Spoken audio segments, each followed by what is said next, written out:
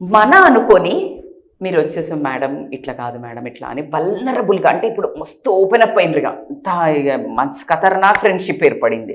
ఇక ఏర్పడినాక ఎట్లా ఉంటుంది, కొంత జెంట్స్కి అయితే మందు బాటలు ఓపెన్ చేసినాక ఉన్నాయి లేని కథ కార్ఖాన మొత్తం కక్కుతారు అనుకోండి.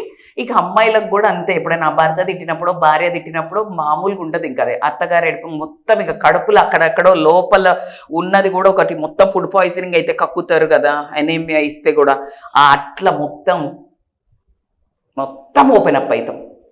ఆ ఓపెన్ అప్ అయ్యి అంతా చెప్పుకున్న మనిషి వన్ ఫైన్ డే నీకు హ్యాండ్ ఇస్తే ఎట్లా ఉంటుంది?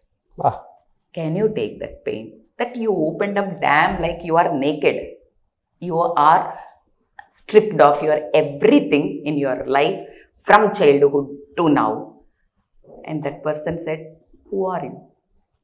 Can you take it? You are completely naked in front of him.